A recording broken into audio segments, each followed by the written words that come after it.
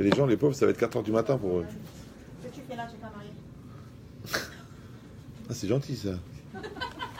À droite, elle te la met à droite ou à gauche? Amen. Sans toi, là, tiens. Il n'y a pas de fils, c'est pas grave, j'ai encore Lui, là ou là? J'étais mariée. Bienvenue les Tova.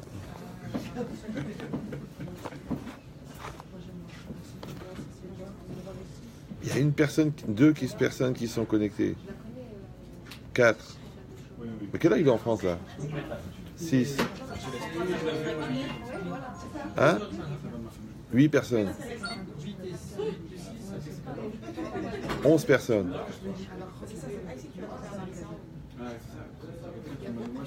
On est à Montréal là. Je leur dis aux gens à cause du décalage. Comment c'est le cours en disant on est à Montréal, il fait moins 40, il y a 35 cm de neige. Ah, il fait moins 40 là? Non, non, je sais pas, il fait moins 18, je crois. 17 personnes. Attends, je veux dire avec les vents. Il fait moins 20. Avec les vents? Ouais, moins 20. Ah bon? Monsieur, vous voulez une prise? Non, c'est bon. Ah, ok, pardon. Merci. Shavua Tov.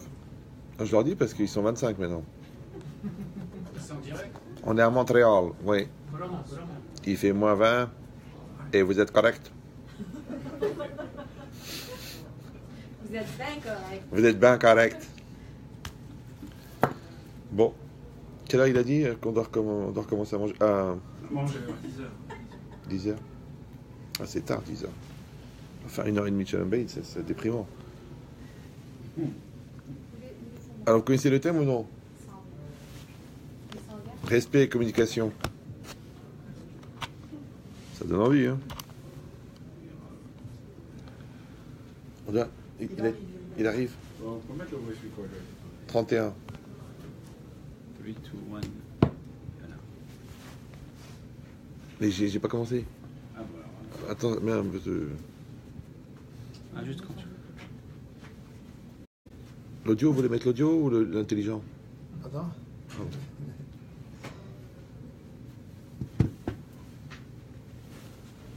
Alors, on fait le cours Leilo Nishmat de Keti Sarah Bat Gilbert. Et la fois chez les mains de Shmuel Eliaou Ben Suzanne Sarah. Alors, je peux pas lire en même temps, sinon ça va être troublant. Donc, le thème, c'est respect et communication dans le couple. D'accord? En fait, c'est deux éléments qui sont fondamentaux à l'intérieur du couple. Il y a une notion qui s'appelle le respect. Qu'est-ce que c'est le respect? On a expliqué ça déjà pour les redoublants, mais c'est pas grave. Il faut réfléchir. Le respect, c'est le droit d'exister qu'on donne à l'autre. C'est-à-dire que chacun d'entre nous, il vient dans ce monde, on a dit avec une certaine personnalité, avec une certaine mission, avec un certain projet. Maintenant, après, on va être confronté à des réalités qu'on a expliquées, qui vont nous permettre de grandir. Maintenant, chacun d'entre nous, il est différent, et chacun d'entre nous, il a un projet différent. Alors, ce qui se passe, c'est que chacun, il a une neshama. La seule fois où la neshama, elle est coupée en deux, c'est l'homme et la femme.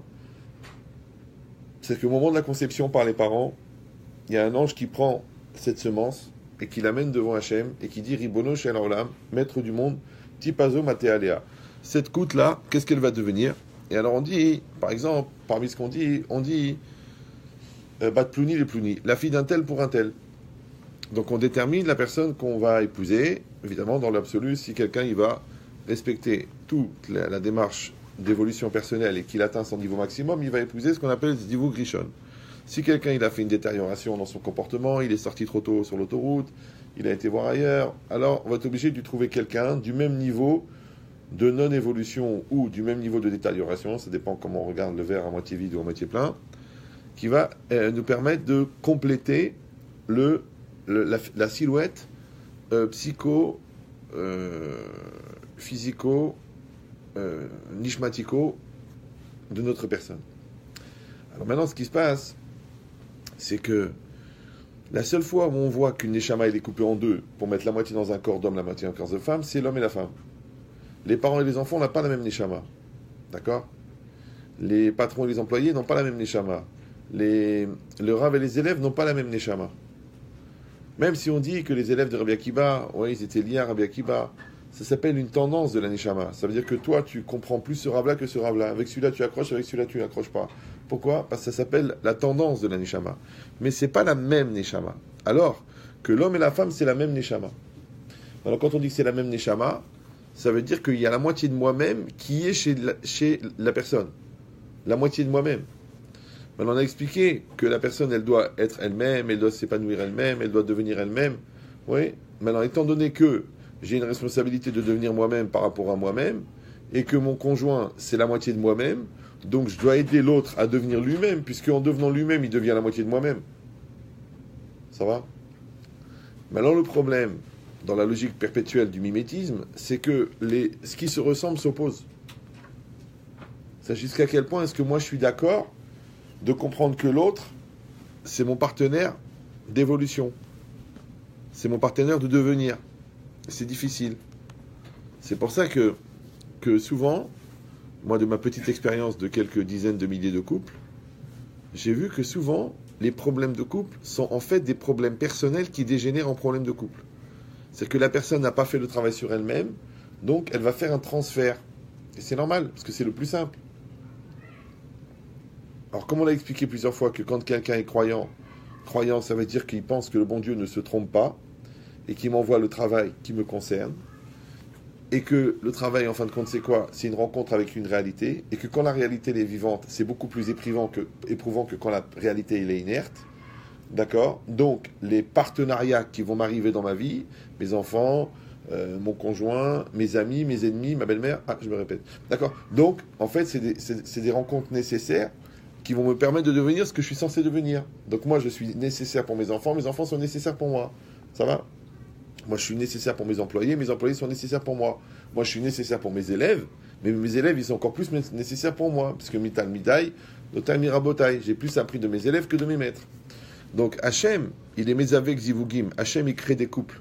Créer des couples, ça veut dire qu'il met en situation des personnes qui sont nécessaires les uns pour les autres. Maintenant, comme toute logique de couple, où on va utiliser cette rencontre, ou on va subir cette rencontre, ou on va accepter ce que la rencontre me renvoie, ou on va la rejeter. Mais c'est pas spécifiquement dans le couple, c'est dans toute la vie, c'est comme ça. Comme j'ai dit tout à l'heure, quelqu'un qui rejette l'école, parce qu'il n'a pas compris que c'est pour l'aider à grandir. Et celui-là, il est sûr que ses enfants, ils sont bêtes, parce qu'il ressemble à sa belle famille, d'accord? Ou celui-là, il est sûr que le patron, il n'a pas trouvé son potentiel. Ou l'autre, il croit qu'il est trop en avance sur le marché. Ou que les clients, ils connaissent pas, ils n'ont pas compris sa valeur.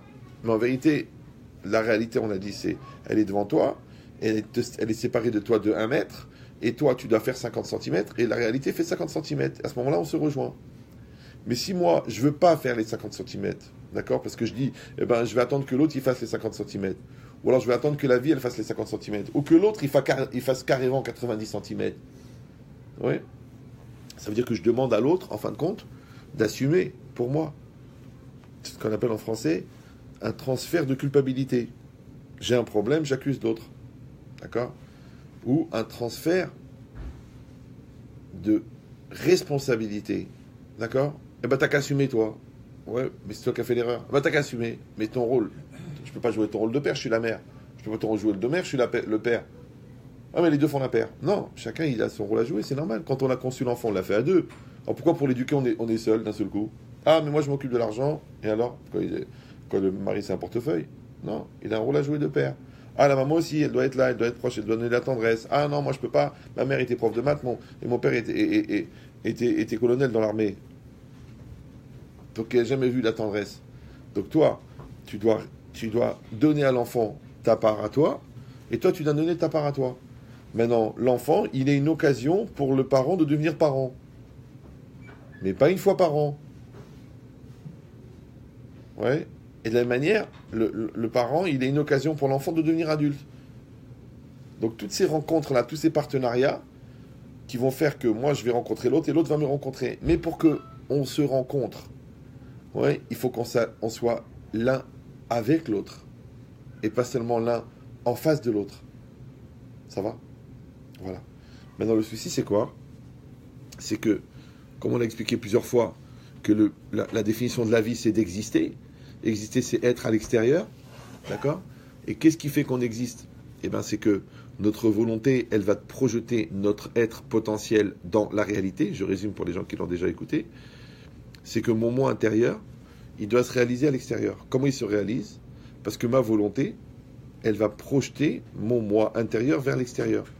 Maintenant, quand mon moi extérieur se réalise, c'est-à-dire que mon moi intérieur se réalise dans mon moi extérieur, et que le moi intérieur et le moi extérieur sont les mêmes, on appelle ça en français être soi-même, ça s'appelle que j'existe. Les Khamim appellent ça Toho Kebaro. Toho Kebaro, ouais, ça ne veut pas dire que tu dois passer un certain temps derrière les barreaux pour trouver ton Toho. Non, ça n'a rien à voir. Non. Ça va? C'est la première. Ouais. Toho Kebaro, c'est qu'une personne, elle doit avoir une intériorité et une extériorité qui soient équivalentes. Ouais. Alors c'est là que ça devient très intéressant, parce que dans le couple, il y a de l'intériorité et de l'extériorité. Il y a de l'extériorité, parce que quelque part, on dort dans le même lit, oui, et on est attiré aussi par les valeurs intellectuelles de l'autre, mais d'un autre côté, on est aussi des personnes. Vous me suivez ou... Et c'est pas évident d'être des personnes. C'est pour ça que le mot personne en français, il veut dire personne et personne. Et quand tu n'as pas tout fait pour devenir une personne, tu risques d'être personne. Maintenant, c'est difficile d'aimer personne. Surtout quand la personne, elle pense qu'elle est personne. C'est pour ça que le Maharal de Prague, il dit une chose incroyable. Il dit pourquoi chez l'homme, la sexualité, c'est extérieur, c'est un relief, et chez la femme, la sexualité, c'est une cavité. D'ailleurs, Nekeva, ça veut dire féminin, et Nekev, c'est une cavité. D'abord, même le mot cavité, il vient du mot Nekev. D'où il vient les Français vont inventer un mot. Ouais. Donc, c'est quoi l'idée, en fait? C'est que, il dit le Maharal, pourquoi chez l'homme c'est un relief et chez la femme c'est une cavité? Parce que l'homme, il veut l'extérieur de la femme, et la femme, elle veut l'intérieur du mari. Maintenant, la femme est prête à donner son extérieur pour avoir l'intérieur du mari, les sentiments. Ouais. Et l'homme, il est prêt un peu à sacrifier l'expression des sentiments pourvu qu'il soit payé en nature. Cette rencontre-là, entre le besoin et le moyen, entre la nécessité et elle fait qu'on se rejoint. Ouais. Maintenant, j'espère que au bout d'un certain nombre d'années de mariage, on a autre chose en commun qu'une série d'exercices d'acrobatie. J'espère. Ouais. Mais ça demande le travail de se rapprocher de l'autre. C'est pour ça que normalement la chronologie dans le couple, dans la Torah, c'est on faire un dans la tête, faire un dans le cœur, et ensuite faire un dans le corps. Alors je sais ce que vous allez dire. Vous allez dire, mais c'est pas évident, quand on se comprend pas, qu'on n'arrive pas à parler, puis qu'on a quand même des besoins. Ça devient dramatique, pour pas dire pathétique, ou la tralouidique. Ouais. Parce qu'on s'éloigne dans le mental, et on se rapproche dans le physique. C'est une vraie question identitaire avec qui tu dors. Donc il faut faire en parallèle. Il faut faire du shalom bayit, il faut faire de la proximité, il faut faire de la solidarité, il faut faire de la tendresse, il faut faire de la douceur, il faut faire de la communion intellectuelle, de la communion émotionnelle, de la communion dans les problèmes, de la communion dans les engueulades, de la communion dans la douche. Allez prendre la douche tous les deux, ouais. Et après, la communion physique, elle se fait naturellement. Mais c'est normal parce que comme quelqu'un t'a expliqué quelque chose et que tu comprends, mais tu es tellement content que tu le prends dans tes bras, ouais. Quand tu fais un business avec quelqu'un, tu lui serres la main. Pourquoi tu as besoin de te rapprocher? Parce qu'on est en confiance. On fait un. Vous suivez ou non? Avec les partenaires, bien sûr, il ne faut pas aller plus loin parce que ça devient ambigu. Mais l'idée, c'est ça. C'est que toi, tu sais que tu fais un avec l'autre. Maintenant, le problème, c'est comment on va faire la fusion des 2-1 intérieurs pour arriver au 2-1 extérieur. Vous me suivez ou... C'est facile de prendre quelqu'un dans les bras. Mais c'est difficile de faire se relier les deux intériorités. Parce qu'on a dit que l'intériorité, c'est quoi? C'est que moi, j'existe, d'accord? J'existe à l'extérieur. Et toi, tu existes, d'accord? Alors, on a dit que le moteur de l'existence, c'est la volonté. Et le Maharal de Prague, il dit que, bon, c'est écrit partout que Ahava et Echad, c'est la même lettre, c'est la même valeur numérique, donc aimer c'est faire un, et que le Maharal il dit que Ahava c'est Shaviut Aretzonot, c'est l'équivalence des volontés, d'accord? Et on a dit que la volonté c'est le moteur de l'existence. Maintenant si moi je dis que mon moi il existe par la projection de ma volonté, et toi ton toi, il existe par la projection de la volonté. Donc quand moi, je vais exister pour toi et toi, tu vas exister pour moi, puisqu'on a dit que l'amour, c'est la communion des volontés, donc comment s'appelle l'amour? La coexistence. Et vous savez déjà, il faut le réfléchir. Vous me suivez ou non? Parce que si vous l'aviez vraiment compris, vous n'auriez pas ce type de problème. Donc ça veut dire que ce n'est pas encore bien compris, ça prend du temps. Ouais. Donc, si, encore une fois, l'amour, vous avez compris, c'est la communion des volontés, que la volonté, c'est le moteur de l'existence, donc, par transitivité, l'amour, c'est la coexistence, vous me suivez toujours? Mais ne peuvent coexister que des gens qui existent. Parce que comment je vais coexister avec quelqu'un qui n'existe pas?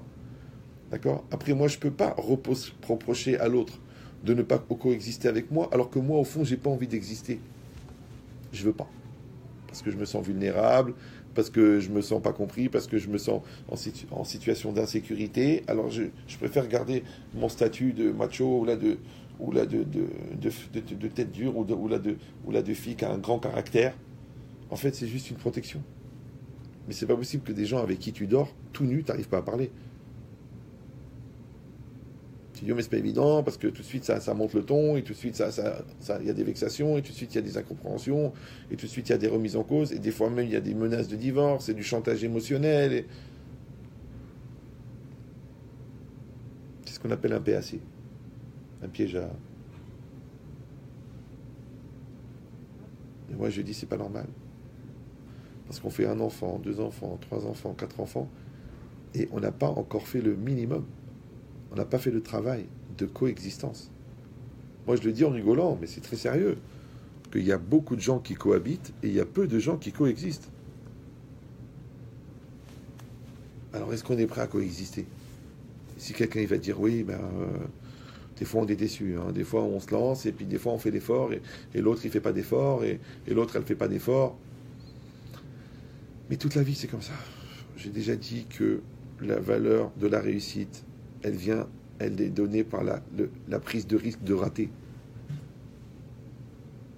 Tu es obligé de te lancer, tu es obligé de donner la chance. Ouais, tu es obligé de lancer la discussion, tu es obligé de prendre le risque d'être déçu. Parce que sinon, tu peux rien faire de ta vie. Si tu veux la facilité, eh ben, tu regardes des films, tu suis régulièrement les feux de l'amour, tu t'achètes des petits romans, tu écoutes des chansons, tu rêves que tu t'appelles Gabriel. Comme ça, quand il écrit Gabriel, oh mince, il parle de moi. Non, ça, c'est une histoire qui a été écrite sur du papier jauni.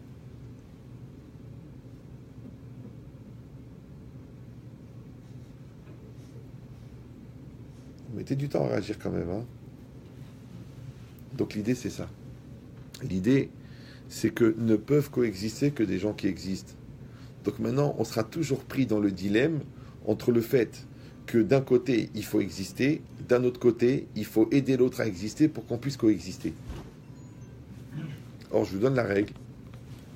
Ouais, la règle, c'est qu'on n'a pas trouvé un meilleur encouragement à l'existence que l'existence.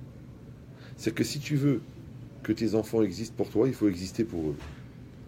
Si tu veux qu'Hachem existe pour toi, il faut que tu existes pour lui. C'est un effet miroir. Si tu veux que ton mari existe pour toi, il faut exister pour ton mari. Maintenant, si toi tu n'existes pas et tu attends, tu restes caché dans la caverne en attendant des jours meilleurs, et ben il se passe rien. Et tu dis oui, c'est pas à moi de faire le premier pas, et pourquoi c'est toujours moi qui truc, et c'est toujours moi qui reviens, et c'est toujours moi qui arrange. Mais on est les deux dans la même galère. C'est notre histoire à nous.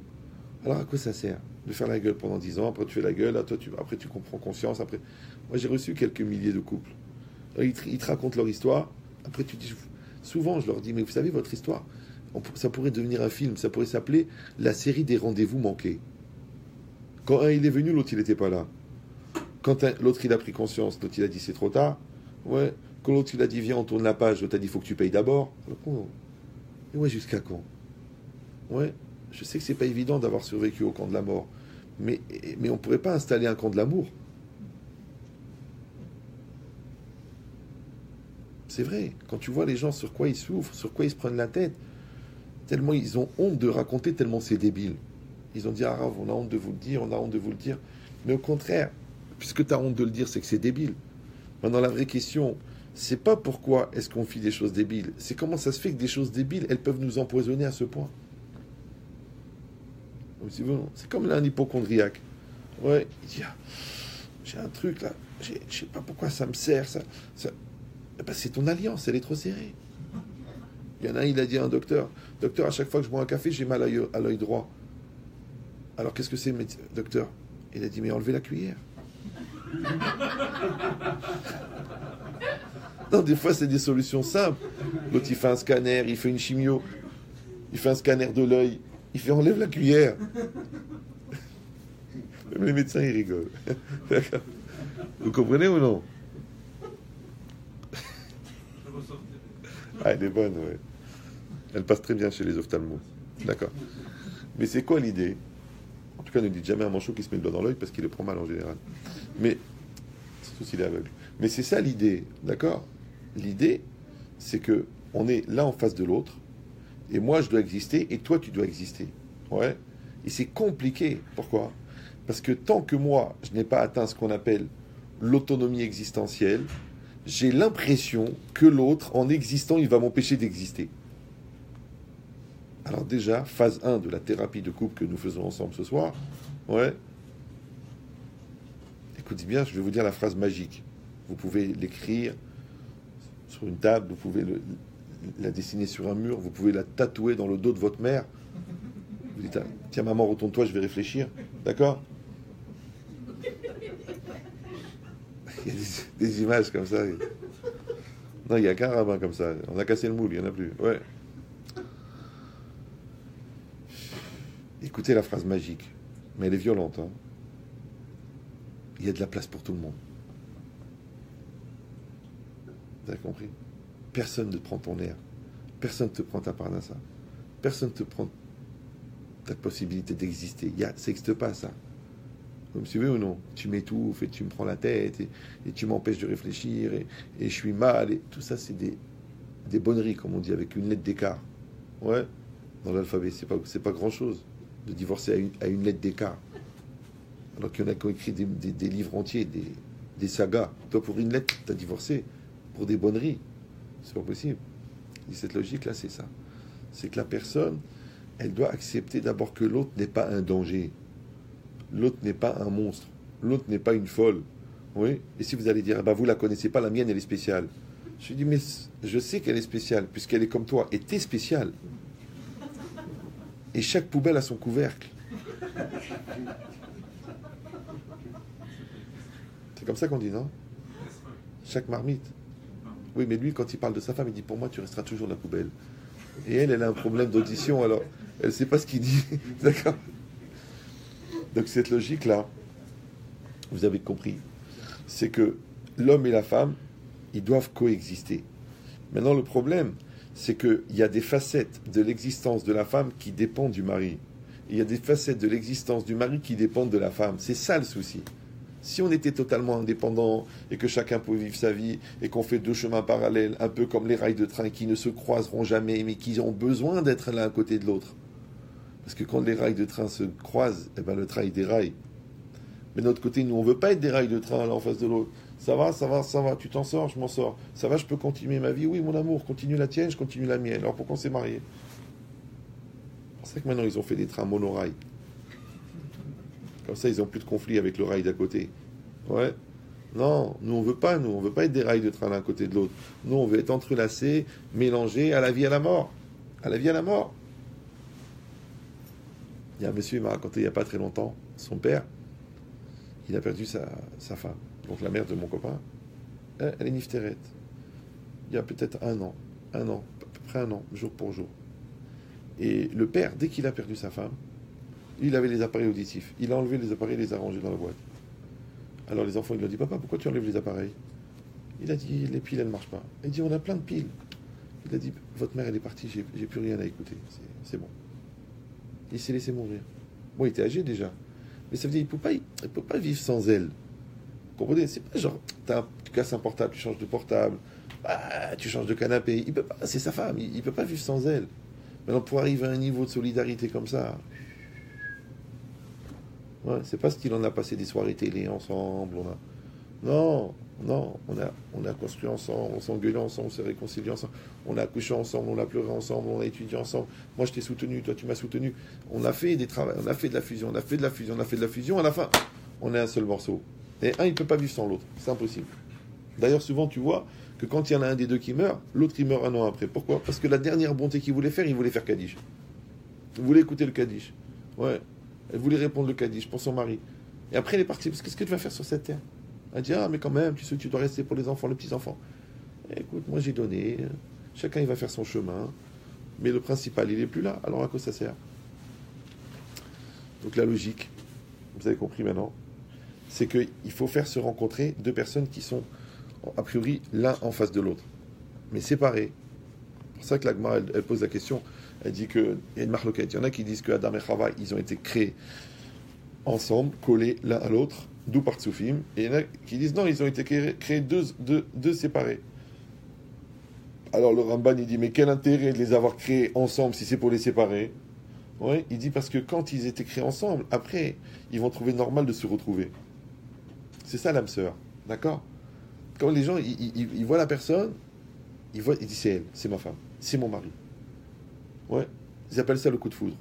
Maintenant, je ne parle pas des gens qui ont ça toutes les 10 minutes. Ça s'appelle des court-circuits, ça n'a rien à voir. Ouais. C'est parce qu'ils ont dénudé les fils trop tôt, c'est pour ça que ça...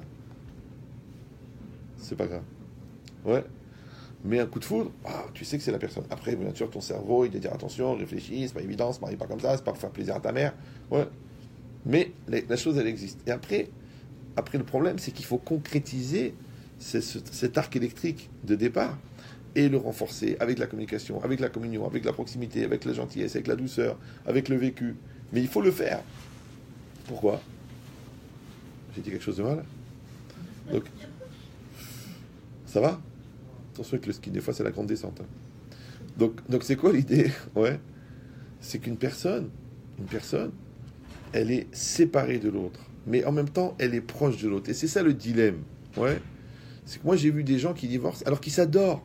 Ils s'aiment, tu sens l'amour. Ouais. Mais le problème, c'est qu'ils n'ont pas la gestion de cet amour-là. Ouais.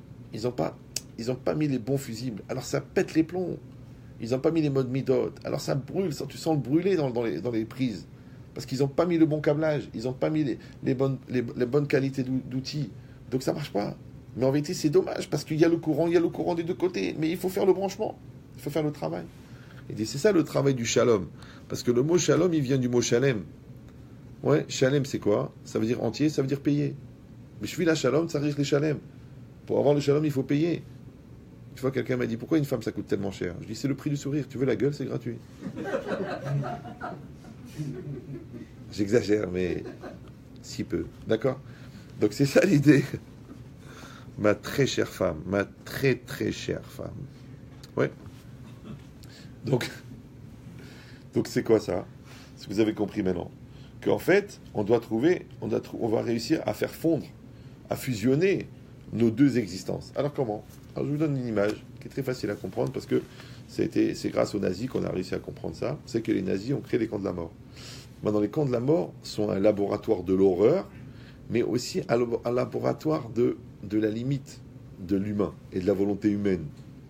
Alors, je vous donne une image, vous allez comprendre. Quand les gens arrivaient dans les camps de la mort, vous avez mis en mode avion ou non? Le téléphone. Parce que si on vous appelle, ça coupe l'enregistrement. Il faut mettre en mode avion. Donc, et après c'est perdu. Tu ne peux pas récupérer. Vous aussi c'est pareil. Même combat. Donc quand la personne arrive dans le camp de la mort, la première chose, on lui enlève son identité, elle devient un numéro. Matricule 421, 323. D'accord?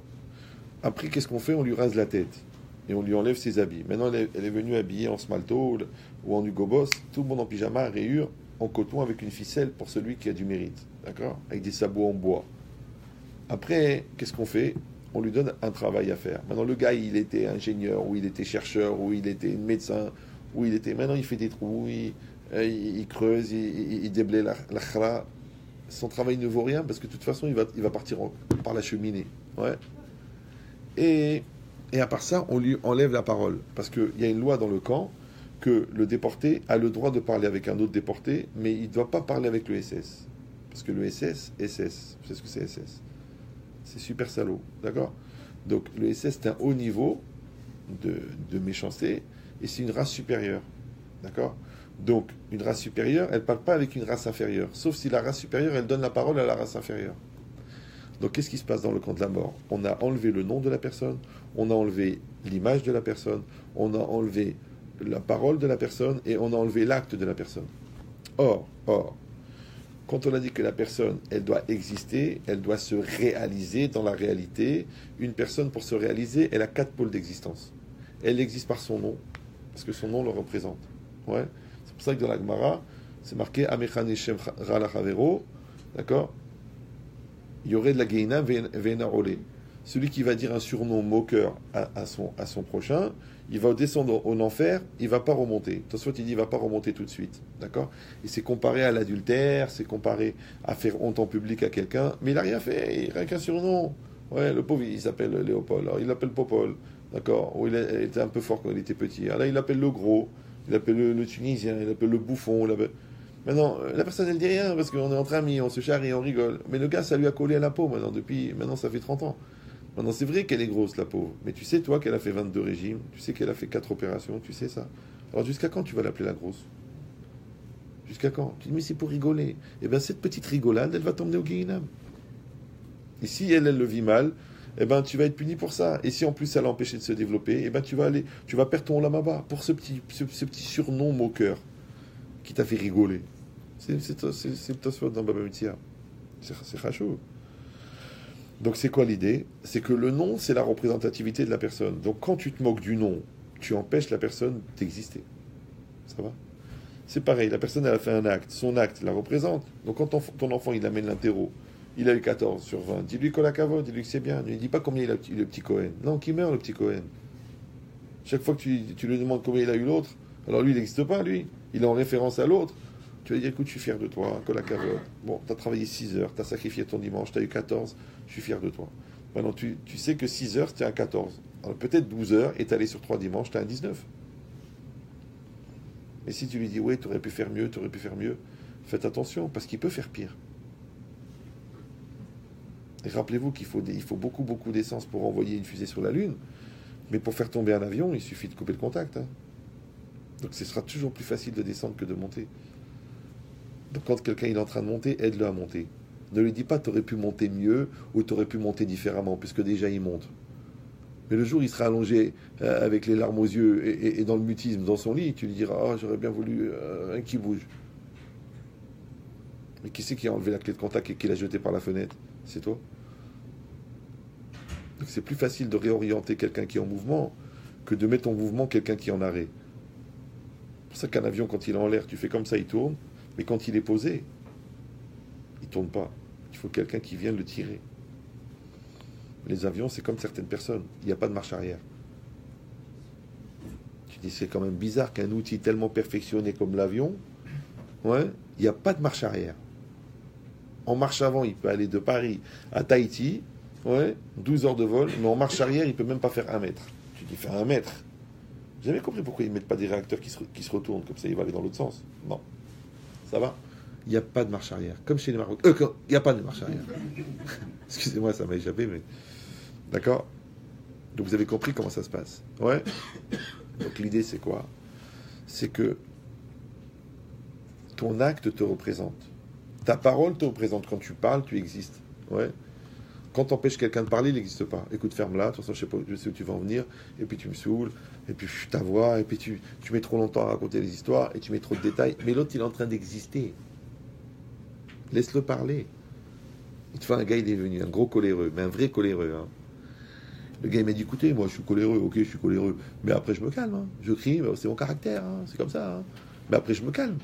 Je dis, oui, toi, tu cries de temps en temps, de manière aléatoire, mais tes enfants, ils ont toujours peur. Puisqu'ils ne savent pas quand tu vas crier. Il me dit, oh, c'est encore de ma faute. Et d'abord, qu'est-ce que vous savez? Vous êtes docteur, vous êtes psychologue? Je dis, je ne suis pas psychologue. Ouais, mais j'ai une certaine intelligence des statistiques. Et quand tu as 6 enfants, dont 5 asthmatiques et un qui fait pioli à 18 ans, ça veut dire qu'ils n'ont pas tellement d'espace pour exister. Donc ça veut dire que c'est toi qui prends toute la place. Et la colère, elle prend l'espace. Et l'autre, il n'a plus d'air. Il fait... C'est ça qui est devenu asthmatique, il n'y a plus d'air.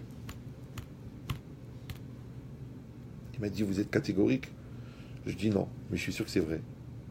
La preuve, tu pleures. Et le pleur, il dit le maral, zibitou la nefesh. Ouais, et ce qui sort pas par la bouche, ça sort par les yeux. Donc tu peux pas mentir avec les yeux. Tu peux pas mentir avec la bouche. Les yeux, tu peux pas, les yeux, ils parlent. Parce qu'on dit que c'est la porte de la neshama. Donc tu vois, la parole, c'est un axe d'existence. Donc la parole, elle doit avoir une oreille pour recevoir, pour être reçue. Après, l'acte, c'est un axe d'existence. L'image, c'est un axe d'existence. Le nom, c'est un acte d'existence. Donc qu'est-ce qu'ils faisaient les nazis? Ils cassaient le nom, ils cassaient la parole, ils cassaient l'acte, ils cassaient l'image. Du coup, les gens, ils étaient morts psychologiquement. Après, c'était facile de les emmener à la chambre à gaz. Ça va? Maintenant, imagine, toi aussi, tu peux organiser un petit camp de la mort. Ouais. L'autre, tu l'écoutes pas. Tu dis, tu me saoules, arrête de me prendre la tête. Tu te moques du nom, tu lui donnes un surnom. D'accord? Et son acte, il vaut rien. De toute façon, à quoi ça me sert? Ce que tu fais au boulot, c'est rien. Rien qu'à mettre de l'argent. Je m'en fous que tu as développé ça, que tu as créé ça. Non, ton mari, il rentre, il te raconte ce qu'il fait. Dis-lui, bravo. Ton mari, il connaît le bain. Il te dit, voilà, on a développé, on a réfléchi sur ça. Tu comprends rien. C'est Khoulin, Dafkouf Alev, qu'est-ce que tu comprends? Mais ça te fait, tu t'assois, tu dis, mon amour, je vais entendre. Qu'est-ce que vous avez fait au collège? D'accord? Et toi, c'est pareil. Ta femme, elle te dit, tiens, voilà, j'ai pensé à un truc. On a développé ça au travail. En tant que DRH, j'ai eu un cas un peu difficile. Écoute-la. Ah ben, ça te saoule. Eh ben, ça me saoule. Ça me saoule de l'écouter. Mais t'as pas compris. On s'en fout de ce qu'elle raconte. Moi, j'ai entendu des millions de personnes dans ma vie. Mais je les écoute pas, moi. Ça m'intéresse pas ce qu'ils racontent. Moi, j'écoute pas ce que les gens ils disent. J'écoute ce que les gens ils sont. Maintenant, la parole, c'est comme un électroencéphalogramme. D'accord? Maintenant, t'es pas collé à écouter le cœur. Tu regardes le graphique. Et le graphique, c'est quoi? C'est le ressenti de l'impulsion cardiaque. Donc, quand tu écoutes la voix de la personne, tu entends qu'elle est bien, tu entends qu'elle est forte, tu entends qu'elle est faible, tu entends qu'elle est angoissée, tu entends qu'elle est désespérée, tu entends qu'elle a de la conviction, tu entends qu'elle est en train de s'en sortir. Tu entends tout ça. Mais c'est pas ce qu'elle dit. Donc, tu veux ou non? C'est ce qu'elle est. Maintenant, la personne, elle peut te dire, bah écoute, je vais très bien, tout va bien. Celle-là, il faut l'emmener vite à l'hôpital. Vite, vite, vite. Elle est suicidaire. Tu dis, mais non, elle me dit que tout va bien. Je l'appelle, je lui dis, ça va? Elle me dit, ça va. Des fois, tu appelles les enfants d'Israël. Tu dis, ça va mon fils? Ouais, ça va très bien. Appelle un copain de chambre. Tu dis, comment il est mon fils? Ah bah écoute, dès qu'il rapproche, il se met à pleurer. Prends un billet. Bon, vous, c'est compliqué, c'est loin. Nous, c'est cher. Donc chacun son truc. Ouais. Mais il faut trouver une solution. Ouais. Donc si tu apprends à écouter ce que les gens sont plutôt que d'écouter ce que les gens disent, tu gagnes du temps. D'accord? Donc ça veut dire la parole, on a dit que c'est un pôle d'existence. Le nom, c'est un pôle d'existence. Moi, je rencontre des gens. Maintenant, si je me rappelle du nom de la personne, si je lui dis on s'est vu à la Guadeloupe, le gars, c'est comme si je lui ai fait 62 conférences. Le lendemain, il achète une paire de téfilines. Pourquoi? Parce que comme je me suis rappelé de lui, je lui ai prouvé qu'il existe. Donc je vous donne le secret. Ce qui empêche d'exister, c'est aussi ce qui fait exister. C'est comme la plomberie. La psychologie, c'est comme la plomberie. Ouais. Vous savez, l'eau, elle est calcaire. D'accord? Maintenant, comment il se bouche les tuyaux? Est-ce qu'il y a un petit malin, un petit satan qui est rentré dedans, qui a bouché les tuyaux? Non. C'est que quand vous ouvrez l'eau, eh ben, à un moment, vous fermez l'eau. On le dit d'ailleurs en ashkénaze, fermez l'eau. Fermez-la en séfarade, d'accord? Donc, quand vous ouvrez l'eau, ça coule. Quand vous fermez l'eau, il y a un résiduel d'eau qui reste dans le tuyau. Ce résiduel, il s'évapore. Le calcaire qui est dedans, il s'évapore pas, il se dépose. Le dépôt de calcaire qui se cumule, il bouche le tuyau. Et comme il restreint la taille du tuyau, puisqu'il y a moins de place pour que l'eau passe, alors l'eau passe moins. Alors dans les artères, ça s'appelle le cholestérol et l'infarctus, l'accident cardiovasculaire. Et dans les canaux existentiels, ça s'appelle les névroses, les angoisses, les peurs qui bouchent les canaux, qui font qu'à la fin, tu n'arrives même plus à parler. Maintenant, comment on fait pour enlever les bouchons du tuyau de la tête? Comment on fait pour enlever les bouchons des tuyaux du psychique? Comment on fait pour enlever les bouchons des tuyaux de manque de confiance en soi? On ne peut pas de l'extérieur mettre la main dans le tuyau et dire « Oh moi, sors, mais sors !» Le moi, il ne veut pas sortir, il est dedans. Et des fois, le moi, il est tellement loin, c'est même plus de la psychologie, c'est de la spéléologie. Alors, je vous donne un truc. Au lieu de l'extérieur, de faire un forcing pour obliger l'autre à exister, vous pouvez augmenter le volume de son intériorité et la pression exercée par son désir d'être encouragé par le respect que vous lui donnez va créer une pression dans les tuyaux qui vont faire sauter tous les bouchons. C'est trop abstrait. Donc je vous le dis en français. J'ai un bouchon qui est là. Qu'est-ce que je vais faire, moi, par exemple? Il y a de l'eau. L'eau, elle reste à l'intérieur. Je suis un malin, je vais faire chauffer l'eau. Quand je fais chauffer l'eau, eh ben, elle développe la vapeur. La vapeur est sous pression. Et la pression, elle va faire sauter le bouchon. Maintenant, c'est quoi le feu que je mets en dessous? C'est la chaleur, c'est l'amour. Maintenant, quand quelqu'un, je lui montre de l'amour, je lui montre du respect, donc automatiquement la personne, elle va augmenter son volume à l'intérieur, parce qu'elle va se sentir qu'elle est de valeur. Donc elle va augmenter sa pression existentielle et son besoin d'être. Donc elle va faire la pression et elle va faire sauter les bouchons qu'elle a accumulés pendant des années. Ça va? Ça veut dire que le kavod, encourage l'autre à exister. Maintenant, c'est quoi le kavod? C'est faire apparaître un potentiel. Comme les chabed et tabaït. Ça veut dire quoi les chabed et tabaït? Nettoyer la maison. C'est pas faire du kavod à la maison. T'as déjà quelqu'un qui fait du kavod à la maison. Madame la salle à manger après vous. Ah non. Les chabed et tabaït, c'est que la maison elle est toute dérangée. Quand tu la ranges, tu fais apparaître la maison. Et c'est un truc très bizarre. Pour ranger une maison, ça prend 2 heures. Mais pour déranger une maison, ça prend 5 minutes. C'est bizarre, non? Tu rentres, tu mets ta veste ici alors qu'il y a un placard pour les manteaux. Tu enlèves tes chaussures, tu laisses une dans l'entrée, une dans le couloir. Les chaussettes, tu les mets devant la salle de bain, mais il y a un truc pour les mettre là-bas, il y a un panier. Ta chemise, tu l'accroches sur la porte d'entrée. Ton slip, on l'a retrouvé sur le lustre, tu sais pas comment. Après, tu dis mon amour. Ah ben, je paye la bonne, alors pourquoi ça sert? T'as juste oublié que ça fait 1 mois qu'elle vient plus et que c'est elle, c'est ta femme la bonne. Une fois, il y a un religieux, très religieux, son père c'est un grand rab. Il lui a dit, papa, je vais me marier dans 1 semaine, explique-moi le shalom baït, j'ai aucune formation. Il lui a dit, écoutez bien, il lui a dit, quand tu enlèves tes chaussettes, ne les jette pas par terre, mets-les dans le panier. Il a dit quoi, c'est tout? Il a dit c'est tout. Après, t'as qu'à réfléchir. Vous me suivez? Est-ce que tu as épousé une ramasseuse de chaussettes? Surtout que vous êtes rencontrés sur un terrain de tennis, et là-bas, elle était ramasseuse de balles, d'accord? Donc c'est quoi l'idée? C'est que il faut rigoler, sinon on va se tirer une balle. Alors, donc, c'est ça l'idée. L'idée, c'est que vous avez compris que le kavod, en fin de compte, c'est le droit d'exister que je donne à l'autre. Donc quand je nettoie la maison, je fais apparaître la propreté de la maison. Comme moi je sais, par exemple, ma femme, elle adore quand elle rentre dans la cuisine que c'est nickel. Alors moi je rentre à 1h30 du matin.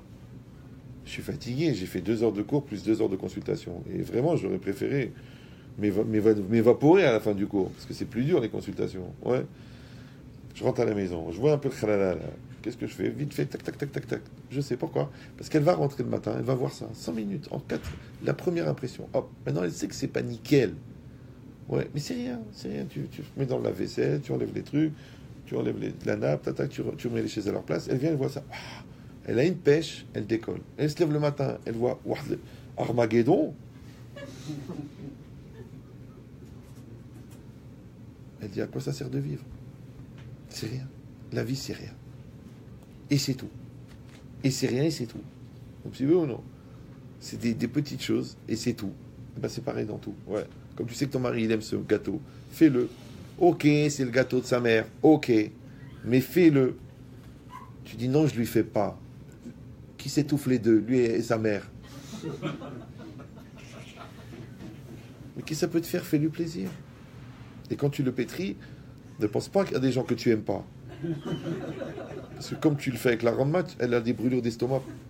À chaque fois qu'il le mange, il dit ouf, qu'est-ce qu'il y a mis dedans? J'ai rajouté de la rama.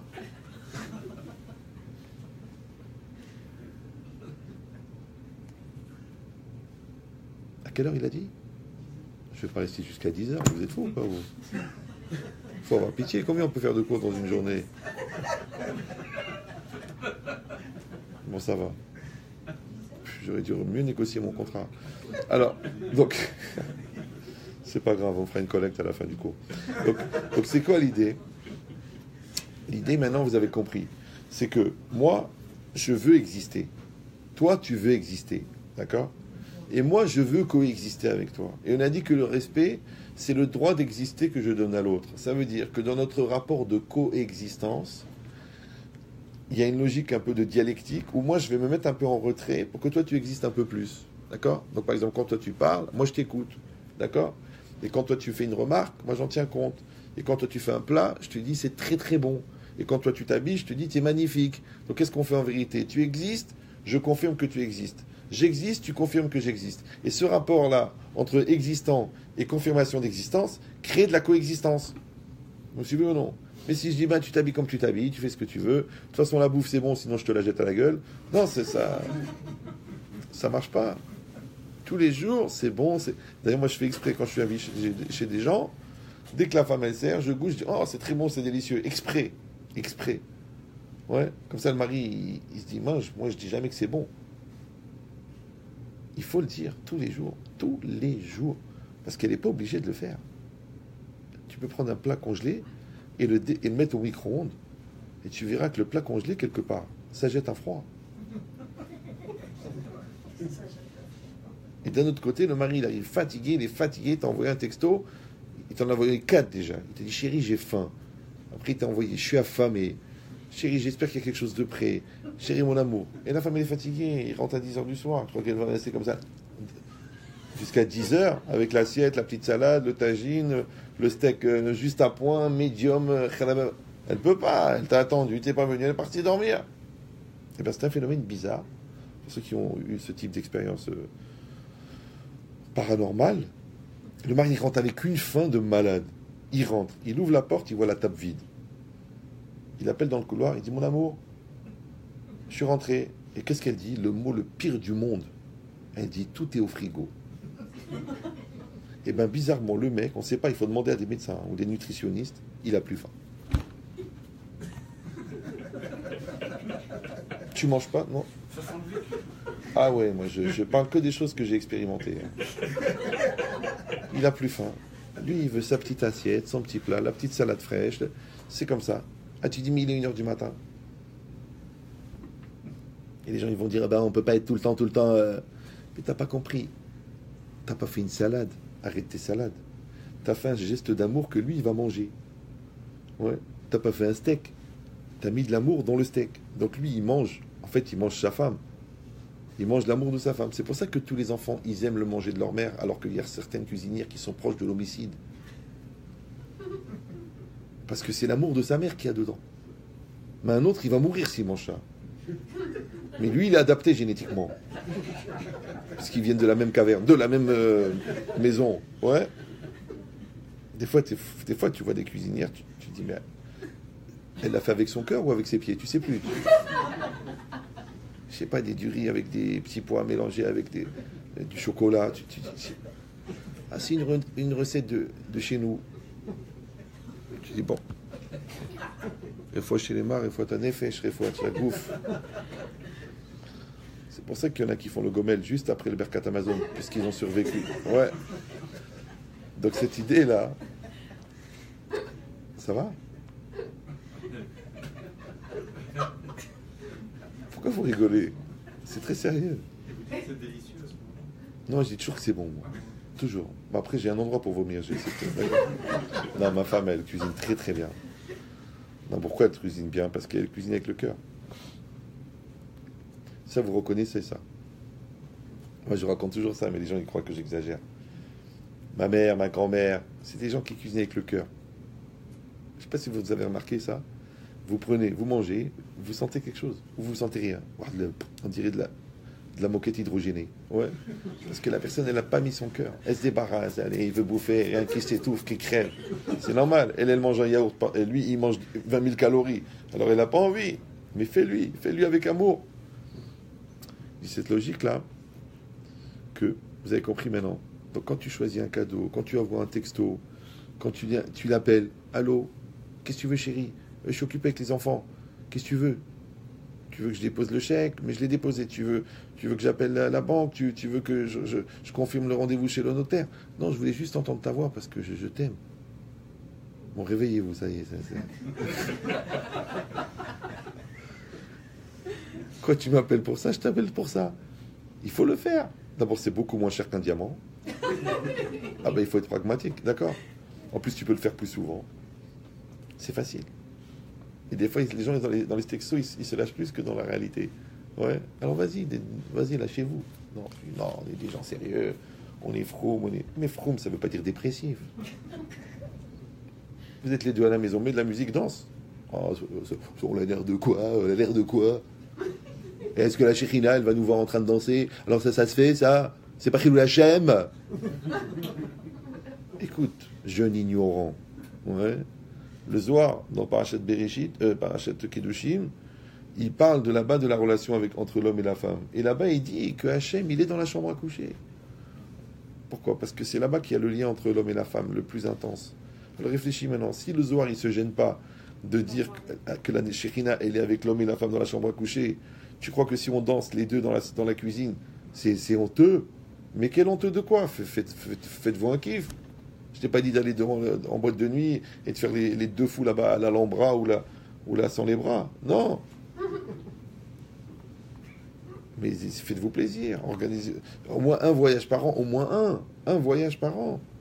On dirait qu'on n'a pas les moyens. Alors pourquoi j'ai mis la créé EasyJet et low cost? C'est pour nous. C'est pour les Coleman. Et ceux qui ont les moyens et qui partent aux Bahamas. Il y a bien des Coleman qui vont aux Bahamas. D'accord? Donc vous trouvez des solutions. Mais si tu dis, c'est pas évident, c'est pas de notre âge, et on n'a pas que ça à penser, on a beaucoup de soucis. Mais après, tu n'as pas compris que les soucis, tu les vis mal parce que tu n'as pas de crédit. Mais s'il y a du crédit, les soucis, c'est plus des soucis, au contraire, c'est deux occasions de se rapprocher. Parce que le bonheur, c'est quoi? C'est un malheur qui est vécu avec maturité. Et c'est quoi le malheur? C'est un bonheur qui n'est pas optimisé. C'est pour ça que tu vois, ils ont tout pour être heureux, ils s'engueulent toute la journée. Tu dis, mais vous êtes des brels ou quoi? Ouais, mais tu sais quoi, elle n'a pas dit Shabbat Shalom à ma mère. Mais qu'elle s'étouffe, ta mère, quel rapport?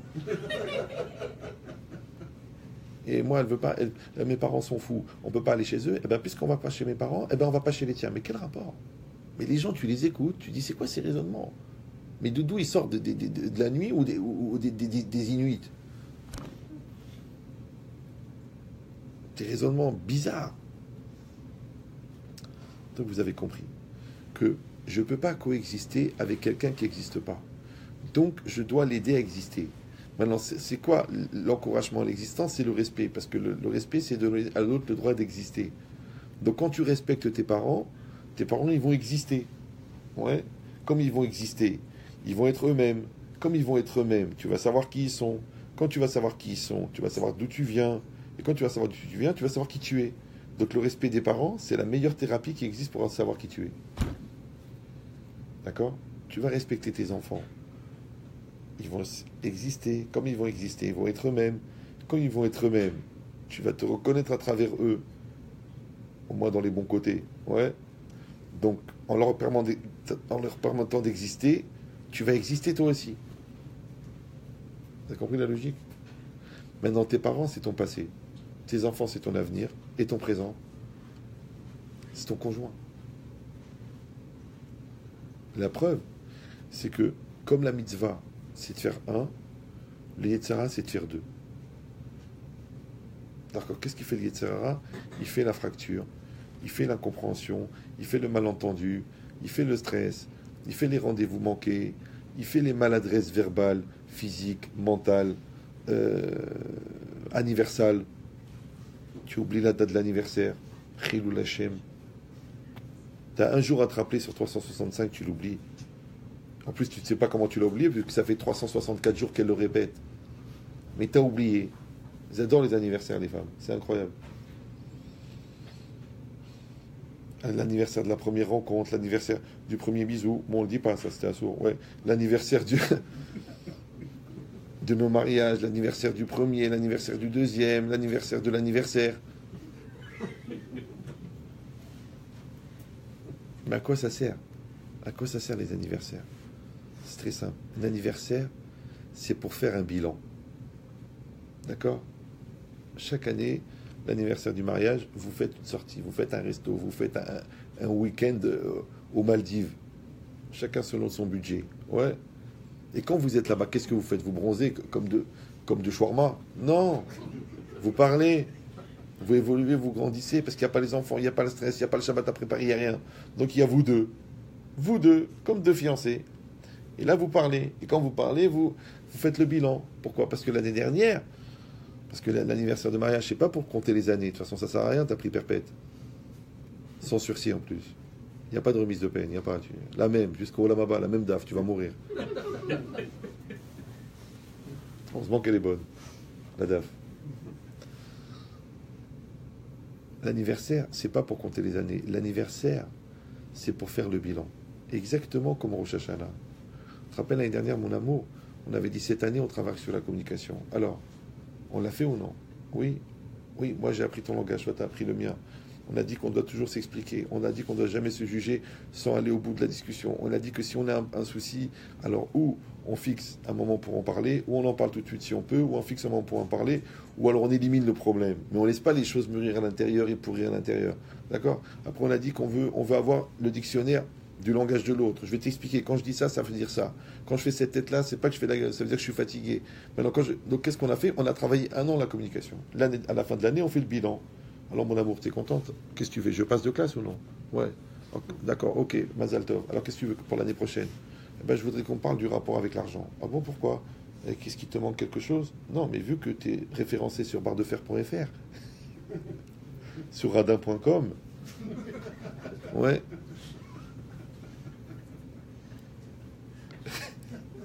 Je voudrais qu'on parle de l'argent. Ouais.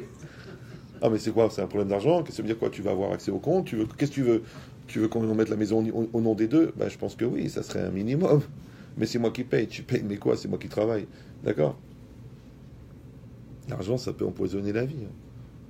Et c'est pas parce qu'il y en a plus, hein, ça n'a rien à voir. Il y a des gens, ils sont très riches et le soir, ils débranchent les ampoules parce qu'ils ont peur que Hazvé Shalom, tu les laisses allumer. Je te dis, hein, tous les ans, on fait l'élection de Miss Univers et l'élection de Miss Monde. Mais quand on va faire l'élection de Miss King, il y aura des candidats.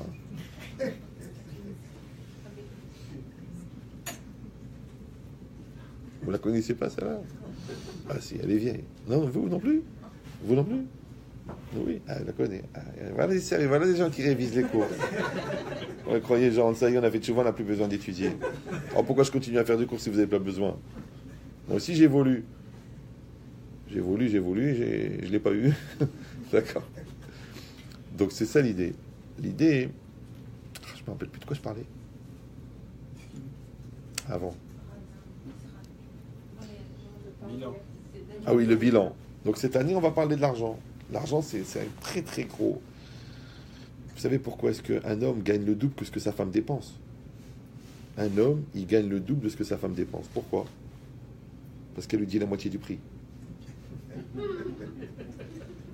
Donc quand elle achète un tailleur à 500 €, elle va pas lui dire qu'elle a payé. Elle va dire, mais t'es folle, 500 € avec du tissu. Mais toi, tu veux une femme belle, avec un truc bien coupé qui lui va bien, ça coûte 500 €. Tu veux un sac en plastique, un sac poubelle, ça coûte pas cher. Après, ne dis pas c'est qui cette femme, puis je la connais pas. Comment c'est ta femme? Donc elle est coquette, elle est mignonne, ça te plaît, ça coûte. Ouais. Donc tu payes. Mais elle sait que tu vas faire la gueule quand tu dis 500 €. Alors elle dit 250. Toi tu dis 250. Oh, il fallait acheter 2. Elle dit j'ai acheté 2. Ça fait 1000 €. C'est pour ça que la femme, elle a une mitzvah de sniout, parce qu'elle est toujours à découvert.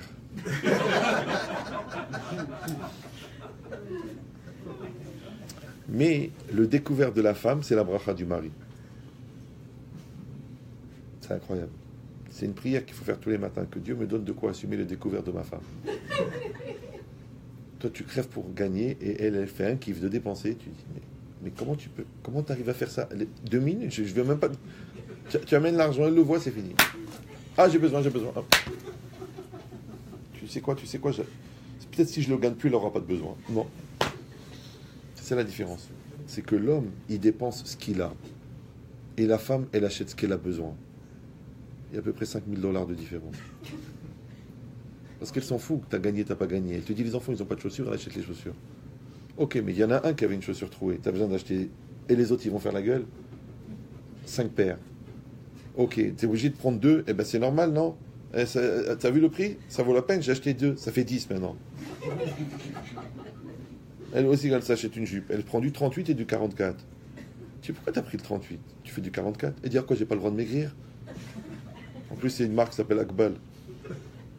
Akbal que tu vas maigrir. Donc c'est pas facile pour l'homme. Ouais. C'est pareil, tu veux une table de Shlomo Ameler, après tu vois le prix, tu dis mais c'est quoi ça? C'est quoi? Combien? $600 le Shabbat? Mais t'es fou quoi. Tu dis t'as raison mon amour, j'ai exagéré. Shabbat d'après, une challah, une boîte de sardines. Sans cache-route. Un truc, une liste permis là-bas sur la liste de Schindler. Un truc.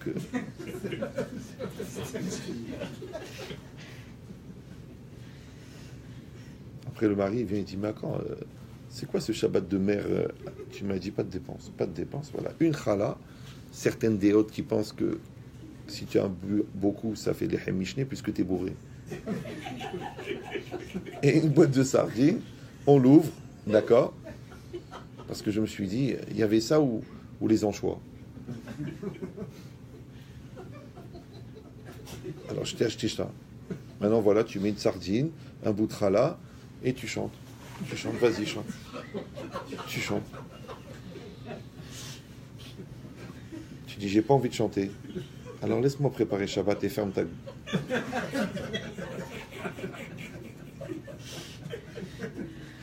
C'est comme ça. La femme dépense. La femme dépense. Oh, Hachem. Et toi, tu gagnes. Je te dis, la bracha du mari, c'est le déficit de la femme. Parce qu'elle dépense. Mais comme elle dépense, alors toi, tu gagnes. C'est comme les enfants. Les gens, ils croient qu'ils gagnent de l'argent pour gaster leurs enfants. Mais non. Chaque enfant, il vient avec sa bracha. En fait, c'est toi qui dépenses l'argent que tes enfants t'ont amené dans la maison. Chaque enfant, il vient avec sa bracha. Et toi, tu es tuteur, gestionnaire de la bracha de l'enfant. Donc c'est lui qui paye son mariage. C'est lui qui paye la scolarité. C'est lui qui paye la bouffe. Tu dis, alors moi, pourquoi je me crève? Tu veux, on fait un pari? Ouais, on fait un pari. D'accord? Arrête de payer la scolarité. Et tu vas voir, tes revenus, ils vont baisser. Essaye. Ah, t'as peur maintenant, hein? Parce que tu sais que c'est vrai. Et c'est normal. C'est logique. Ouais. C'est pas moi qui le dis, c'est Raphaël Shmulevitz, qui était très religieux, bien qu'il n'était pas marocain. Comme quoi les choses ne sont pas antinomiques. D'accord? Vous avez compris que toi, il y a une discussion avec l'argent. Donc maintenant, l'argent, il devient un sujet de construction, pas un sujet de discussion. Ouais, il y a un problème avec la jalousie. D'accord? Alors, il faut parler de ça. Ouais, pourquoi tu regardes ailleurs? C'est vrai que c'est pas normal. Pourquoi tu regardes ailleurs? Et toi, d'un autre côté, pourquoi tu as une hantise? Ah, parce que ton père, il trompait ta mère. Mais pourquoi tu m'assimiles à ton père? J'ai rien fait, moi. Est-ce que j'ai regardé des gens? Est-ce que j'ai rigolé? Est-ce que j'ai rigolé avec les clientes? Non. Et ça, c'est quoi? C'est une preuve de confiance. Moi, quand j'ai commencé à donner les cours, à l'époque, ma femme m'a dit une chose. Tu tutoies pas les femmes. Parce qu'elle sait qu'il y a des folles. Quand tu es rave, et que tu es magnifique, extraordinaire, et que tu as du charisme et de l'intelligence et de la finesse. Non, je parle pas de moi. Les femmes, elles idéalisent. Elles disent, c'est un cas comme lui qu'il fallait. Donc c'est dangereux. Moi, je connais plusieurs rabbins qui... C'est un très grand Yetzirah. Parce que tu dis, je vais lui apporter la tendresse que son mari ne lui donne pas. Allez voir sur loraleinou.com, ils sont référencés, ceux-là. Ouais. Non, alors tu tutoies pas. Des fois, les gens, tu les connaissais quand tu étais jeune. Des fois, tu les connaissais même avant de faire tes choix. Et tu les vois. Elle dit, si vous voulez, moi, je ne vais pas vous voulez me tutoyer, mais moi, je ne peux pas vous tutoyer. Moi, j'ai dit à ma femme que je vous vois. Et je vous vois, d'ailleurs. C'est déjà pas mal, non? Donc, c'est ça l'idée. Que quelqu'un, il ait un respect. Parce que c'est une exigence, c'est tout. On fixe qu'on laissera jamais une situation pourrir. Quand il y a un problème, on en parle. On ne dit pas, non, c'est pas grave, pour le shalom, l'autre c'est une cocotte minute, on est en train d'exploser, tu dis pour le shalom. C'est pas le shalom, c'est son cousin, ça c'est Has, son deux cousins, Has et Shalom. Donc il faut parler, on parle. Ah, ça fait du mal, ça fait des dégâts, ça fait des trucs. Ben, si t'arrives pas, t'as qu'à écrire. J'avais des gens comme ça, ils n'arrivaient pas à se parler. Je leur ai dit, ben, écris à ta femme. Donc ça, on arrive à une situation un peu kafkaïenne. Oui, le mec, il écrase sa femme. Parce qu'il n'arrive pas à parler. Dès qu'il parle, ouais, ferme-la, attention, tu m'énerves. Vous êtes une sale race, vous les Tunisiens, vous les Marocains. Il ne peut pas parler. Donc le mec, il écrit une lettre. Mon amour, mon cœur, ma vie, ma douceur, mon bouquet de fleurs, mon feu d'artifice, mon poème. Moi, j'en rajoute pour les femmes frustrées. D'accord. Alors, il écrit une lettre. Voilà, j'ai jamais pu te parler, j'ai jamais pu te dire, mais sache combien je compte sur toi, combien je sais que tu es extraordinaire, combien tu as une valeur, combien tu apportes dans la maison. Il écrit cette lettre. Il l'envoie. Maintenant, il amène la boîte aux lettres, avec le timbre et tout. La lettre, elle arrive le lendemain. Maintenant, la femme, elle reçoit la lettre. Elle voit, Madame Sasportas, Freja, oh, elle connaît mon prénom. Il n'y a pas de nom derrière. Elle l'ouvre. Elle voit que c'est son mari. Il est à côté. Hein. Alors elle lit la lettre.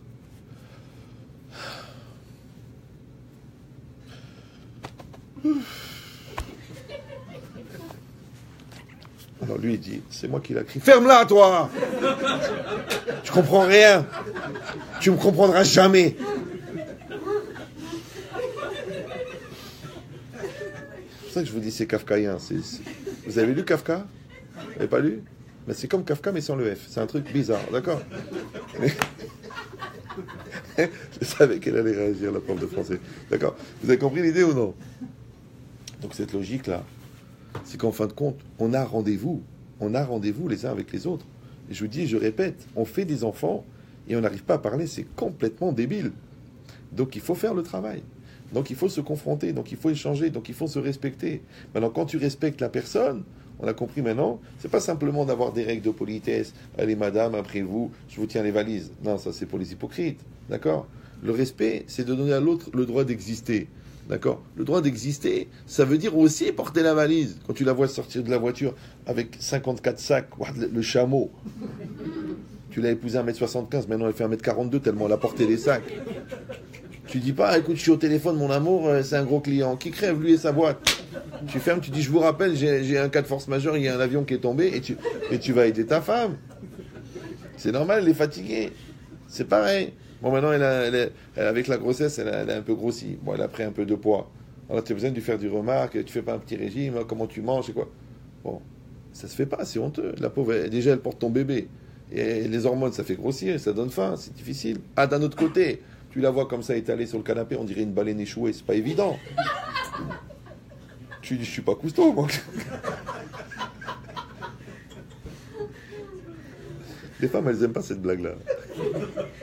Mais elle est belle aussi. D'accord? Mais c'est quoi l'idée? L'idée, c'est que toi, à chaque fois... Il est encore dessus. Ça fait du bien de rigoler, non? Ouf, c'est une thérapie par le rire, ça fait ouf. On évacue. Donc c'est quoi l'idée? C'est ça. C'est que moi, j'ai quelqu'un en face de moi. Maintenant, cette personne-là, je réfléchis bien, d'accord? C'est la femme de ma vie, c'est la mère de mes enfants, c'est mon mazal. Elle est là pour moi, elle m'écoute, elle me supporte. Et lui, c'est mon mari, il travaille toute la journée pour qu'on soit bien. Il étudie la Torah, il donne sa vie pour la Torah. Lui, il tient cette entreprise, il nous gâte, il nous approche, il nous donne, C'est-à-dire, nous, on doit être rempli de reconnaissance. Ouais. Non, je sais que c'est pas évident. Parce que pourquoi je vais dire merci? Parce que c'est un dû. Ouais. Et deuxièmement, de toute façon, c'est moi qui fais tout. Qu'est-ce qu'il veut celui-là? Qu'est-ce qu'elle veut celle-là? Et c'est ça l'erreur. Pourquoi je vous donne un secret? Et après, je vous laisse tranquille parce qu'il est tard et moi aussi, je suis fatigué pour vous. C'est que il y a un principe dans la Torah qui s'appelle la karatatov. C'est la reconnaissance. D'accord? Maintenant, il y a une ségoula dans la reconnaissance qui est incroyable. C'est que quand quelqu'un vous a fait du bien, ouais, le fait de reconnaître le bien, ça vous met en situation mentale incroyable. Par exemple, comme je vous ai raconté que moi, quand ma femme elle a couché, j'allais dire merci à toute l'équipe. Ouais. Et ben c'est pareil. Si maintenant, tu as un enfant qui est en train de perdre la vue, et tu as un ophtalmo incroyable qui l'opère pendant 8 heures et qui lui sauve les yeux, Tu vas aller voir ce docteur, tu dis, écoutez monsieur, moi je parle pas maintenant des 5 000 euros que je dois donner parce que vous êtes venu en extra. Moi monsieur, je vous appartiens maintenant. Je suis votre serviteur. Ce que vous avez besoin, je suis là pour vous parce que vous avez sauvé les yeux de mon fils. Ouais. Elle a une expression pour ça en français qu'on n'utilise plus tellement aujourd'hui parce qu'on est dans un monde d'égoïstes et d'orgueilleux. Mais avant, quand quelqu'un il nous faisait du bien, on disait « je suis votre obligé ». C'est du français. « Je suis votre obligé ». Maintenant, c'est très intéressant, et ça, vous pouvez l'analyser. Portugais obrigado. Obrigado. Exactement. D'accord. Eh bien, c'est très intéressant de réfléchir que dans cette dans cette attitude verbale et mentale de dire « je suis votre obligé », il n'y a aucune connotation anxiogène d'obligation. Vous suivez ou non? Parce que quand tu dis à quelqu'un, bah t'es obligé, ah ben j'aime pas être obligé, moi j'aime pas les obligations, et moi j'aime pas les contraintes, et moi j'aime pas qu'on m'oblige. Tu vois, tout ce mal vécu là, de l'orgueil et de l'amour propre et de la bêtise et de l'entêtement et de l'égoïsme et de l'orgueil qui fait le mal vécu des obligations, il est complètement annulé, ouais, quand tu dis je suis votre obligé. Pourquoi? Tu sais pourquoi? Parce que quand l'obligation, elle vient par la raison, ou elle vient par la logique, ou elle vient par l'exigence, elle est mal vécue. Mais quand l'obligation, elle vient par la résonance de la reconnaissance du bien, elle n'est pas mal vécue. Vous suivez ou non? C'est-à-dire que quand quelqu'un t'a fait du bien, tu ne ressens pas le mal du fait que l'autre, il a besoin de toi. Parce que toi, tu es en situation de vouloir rendre le bien. C'est comme si ta mère, elle te téléphone. Maintenant, elle habite à, je sais pas moi, à 150 km de Montréal. Ouais. Et toi, il est 2h du matin. Elle t'appelle. Elle te dit, Maurice, viens tout de suite. J'arrive pas à fermer la robe de chambre, la chemise de nuit. Tu dis, maman, je vais pas venir 2 heures de route pour aller t'arranger la chemise de nuit. Ah, mais tu sais, depuis que j'ai perdu ton père, je suis toute seule. Et moi, je suis très, très pudique. Et moi, je peux pas dormir avec la chemise de nuit ouverte. Et j'ai l'air de quoi? Devant la shehina. Tu viens, tu me fermes la chemise de nuit. Elle dit, mais maman, ferme-la. Je peux pas la fermer. Tu sais que j'ai l'arthrose des 2 épaules. Je peux pas lever le bras au-dessus du coude. Alors, il faut que tu viennes pour me fermer la chemise de nuit. Alors, le gars, qu'est-ce qu'il va faire? C'est sa mère. Il prend la route, 2 heures de route, la tempête, la neige, le vent, le khalala. Du coup, il met 3 heures. Il arrive, il a la clé. Il ouvre la porte, il la trouve endormie. Ragda. Avec la chemise de nuit montée jusqu'en haut. Et un petit mot, mon chéri, je sais que tu es venu. Finalement, je me suis débrouillé avec une voisine. Ne fais pas de bruit, à demain. Alors lui, il a fait 3 heures de route. Il est fatigué. Il sait qu'il a encore 3 heures. Ouais. Et en plus, elle est capable de le rappeler pour lui dire j'arrive pas à tirer la chasse. Ça veut dire ça se terminera jamais. Donc d'un côté, il dit c'est ma mère, je peux rien lui refuser. D'un autre côté, il se dit peut-être je la finis à la hache. C'est une idée comme ça. C'est pas une halakha, mais tu te dis elle va plus me rappeler comme ça. Et blinénaire, j'irai fleurir sa tombe tous les jours, mais je peux plus. Appelle-moi pour me remonter la chemise de nuit.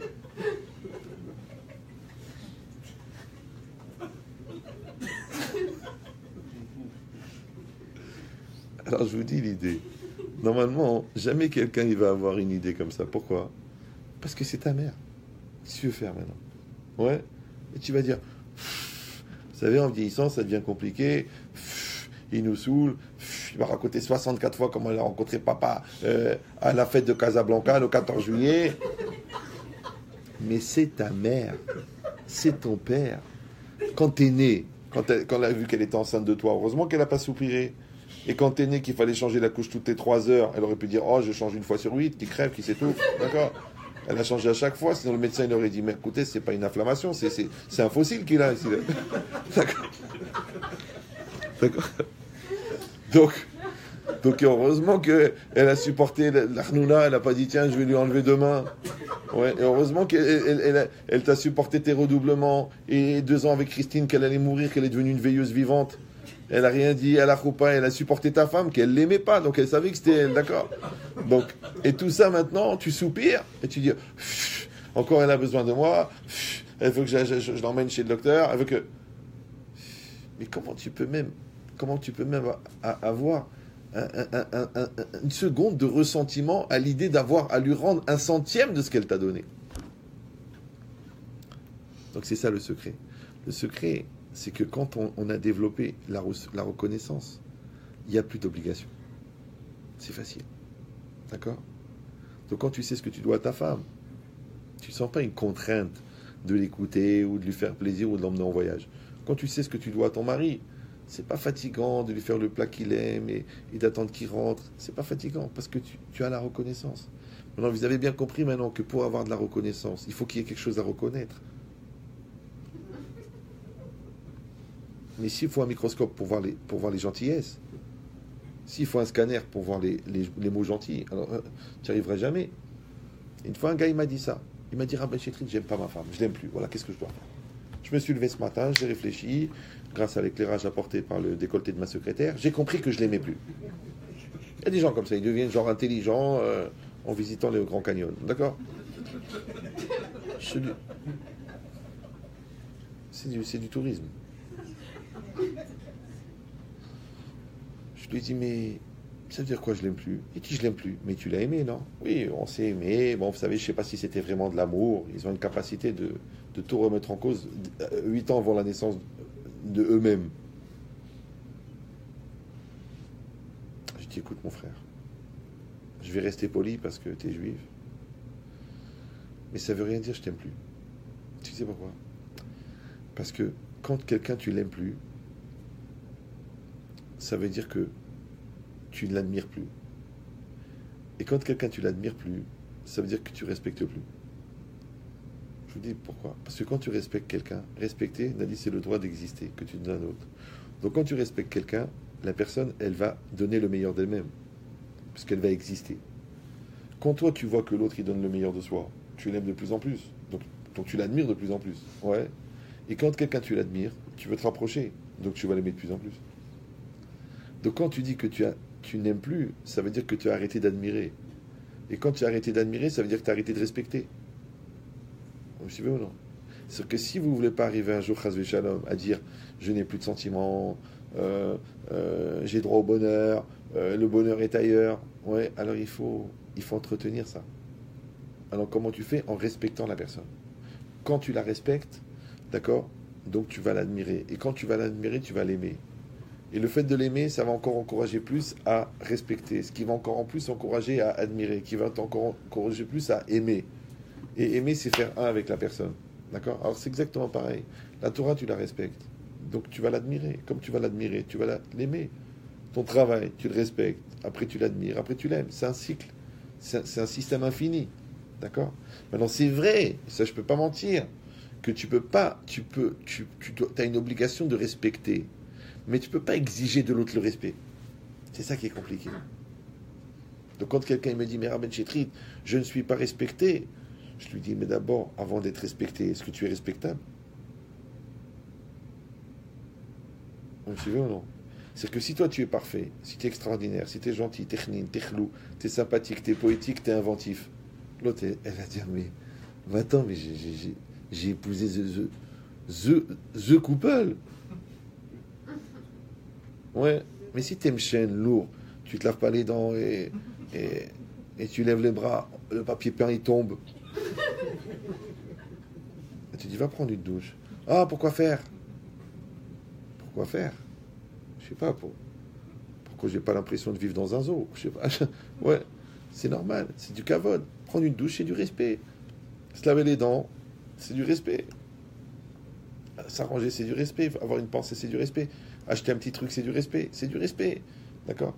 Donc, qu'est-ce qu'on fait en vérité? Vous avez compris. On doit respecter l'autre. Mais l'autre, il doit s'arranger pour être respectable. On doit admirer l'autre. Mais l'autre, il doit s'arranger pour être admirable. Ouais? Si tu rotes, tu pètes, tu manges n'importe comment, tu dis jamais merci. Après, tu dis alors, c'est ça le kavod? Mais est-ce qu'on fait du kavod à un chien? Est-ce qu'on fait du kavod à un âne? Est-ce qu'on fait du kavod à une machine à sous? Non, c'est normal. Donc, si tu veux être admiré, tu dois être admirable. Et tu veux être aimé. Tu as raison, il faut être aimable. Pas aimable, poli. Aimable, ça veut dire que tu es une personne susceptible d'être aimée. Parce que tu dis, ça vaut le coup d'aimer cette personne-là. Ouais, elle a quelque chose à faire d'être aimée. D'accord? Ben, c'est exactement pareil. Donc toi, tu veux être aimé d'Hachem, tu veux être admiré d'Hachem, tu veux être respecté d'Hachem. Toi, tu veux être aimé des autres, tu veux être respecté des autres, tu veux être admiré des autres. Ah ben, il y a des comportements, il y a des choses à faire. Et ça, c'est un travail perpétuel d'amélioration, d'évolution. Maintenant, c'est juste de ne pas tomber dans le piège de le faire pour l'autre. Tu le fais parce que tu dois le faire. Tu le fais parce que tu es un bon enfant. Pas parce que tes parents ils ont besoin. Parce que toi, tu es un enfant, tu as de la reconnaissance. Et toi, tu es un parent, tu fais ton rôle de parent. Et toi, tu es un conjoint, tu fais ton rôle de conjoint. Fais-le. Ah, maintenant que ça plaît à l'autre, eh ben, Mazal Tov, Kolakavod. Mais si tu dis non, je le fais pour l'autre, fais attention parce que quand tu le fais pour l'autre, tu vas avoir des exigences après. Tu vas dire, mais tu as vu tout ce que je t'ai fait? Ah, je croyais que c'était du chesed. En vérité, c'était du commerce. Donnant, donnant. Et vu la différence du taux de crédit et le problème de parité des monnaies, on a beaucoup de mal à rembourser les dettes. Donc il vaut mieux donner sans attendre. Tu vas dire, oui, mais si on donne sans attendre, on ne reçoit jamais. Sachez que quand vous conditionnez le don, vous ne recevrez jamais plus que ce que vous conditionnez.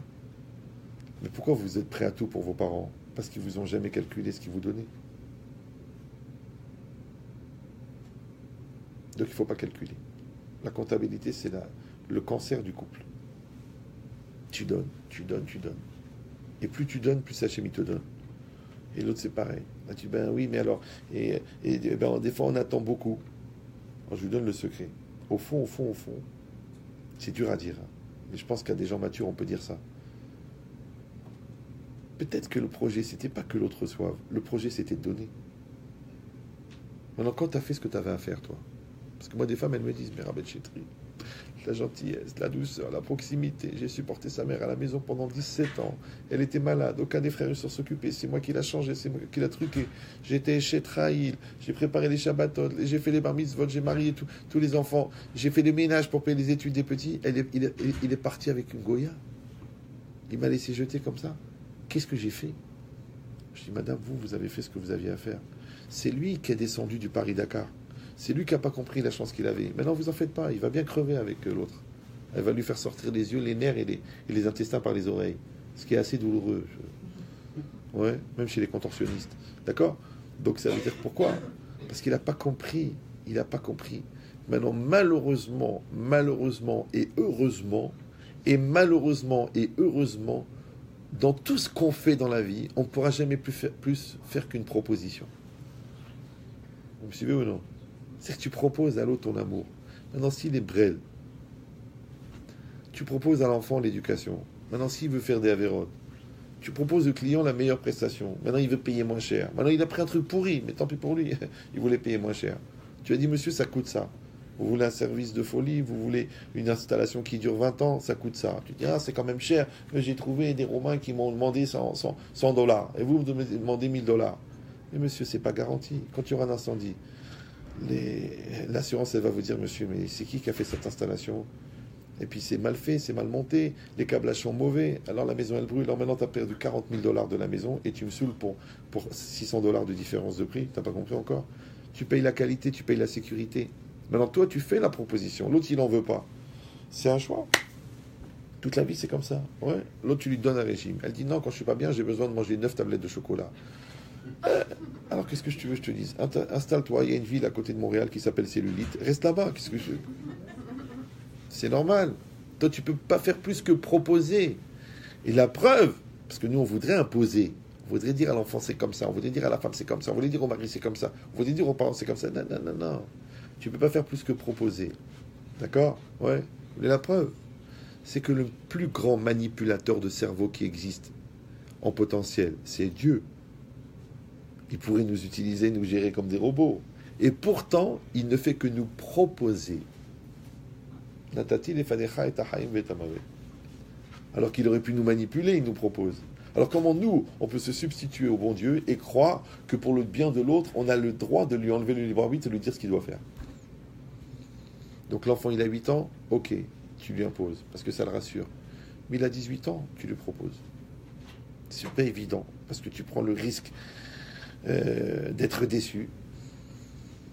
Bienvenue au club des parents. D'accord? Toi, tu donnes à l'autre le meilleur de toi-même. Eh ben, il est égoïste, il comprend pas, il connaît pas la chance qu'il a. Tout le monde lui dit, ouais, t'as une femme super. Et il lui dit, bah, attention, elle fait ce qu'elle a à faire. Et on n'est pas au prud'homme, bah, là, on est dans le couple. Ouais. Ben, il comprend pas. Mais toi, tu sais que tu as fait ce que tu avais à faire. Ça va? Exactement pareil. Hachem, il ne nous demande pas de devenir Baba Salé. Il nous demande de devenir nous-mêmes. Maintenant, quand on a fait notre maximum par rapport à nos caractéristiques, par rapport à nos données, par rapport à notre vécu, Hachem, il te dit Kol Kavod. Pourquoi? Parce qu'Hachem, il t'a pas demandé d'atteindre un résultat. Il t'a demandé de faire un effort. Et tu sais pourquoi? Parce que de toute façon, le résultat, il ne dépend pas de toi, il dépend de lui. Par contre, l'effort, il ne peut pas le faire à ta place. Il y a beaucoup de gens qui disent, moi je suis prêt à faire des efforts, mais si on me garantit le résultat. Mais personne ne peut te le garantir. Personne. Même des gens, je vois, ils ont fait des bêtises, ils ont menti, ils ont triché, ils ont fait l'adultère. Après, il dit, bon, bravo, ok, je suis d'accord de faire des efforts pour sauver le couple, mais je veux sentir qu'elle m'accepte et qu'elle me juge pas et qu'elle m'accepte. Je lui dis, non, ça, je peux pas te dire ça. Normalement, elle devait te couper la gorge avec une scie à métaux. Et elle t'a accepté de redonner la chance. Alors c'est déjà pas mal. Ne fais pas en plus l'exigeant, l'enfant gâté qui dit « Ah oui, mais à quoi ça sert que je fais des efforts si à la fin elle me dit non, j'ai pas confiance ?» Eh ben crève. Je veux dire réfléchis. Mais c'est ça la vie. Ça s'appelle le prix à payer. Comme un enfant, t'as rien foutu de l'année, ben tu vas pas en vacances. Ah mais pourquoi tous les frères ils vont à Natania? Non, toi tu restes ici, dans un camp de la mort qui s'appelle l'Académia, et tu vas faire des maths et du français pendant un mois. L'année prochaine, tu vas réfléchir, peut-être que ça vaut mieux de payer la dette petit à petit que de la payer tout d'un seul coup. Toute la vie, c'est comme ça. Donc on est dans cette logique-là. Vous avez compris maintenant qu'en fin de compte, le respect, c'est comme un levier décapsuleur de potentiel. D'accord? Et quand on a fait sortir l'existant, c'est-à-dire on a fait exister l'autre par le respect, à ce moment-là, on peut communier, on peut communiquer. Ouais. Parce que toi tu parles, moi j'écoute. Maintenant, on crée un pont ensemble. C'est ça la communion, c'est ça la communication. Donc le respect, c'est de donner à l'autre le droit d'exister. Et la communication, c'est la concrétisation du pont qui s'établit entre nos deux volontés d'être ensemble, nos deux volontés de se comprendre, nos deux volontés de s'écouter, nos deux volontés de fonctionner ensemble. Donc le respect et la communication, vous avez compris, c'est un process de faire exister l'autre et ensuite de coexister avec l'autre. De proposer à l'autre d'exister et après de coexister avec l'autre. Maintenant, plus on va coexister, plus on va fusionner, plus on va fonctionner ensemble. Et comme on fonctionne ensemble dans la tête, on se comprend. Comme on se comprend, ça encourage et ça génère les sentiments. On se ressent. Et quand on se ressent, ensuite, on peut finaliser dans l'intimité les acquis émotionnels et intellectuels de la discussion et du ressenti. Hazak Baruch.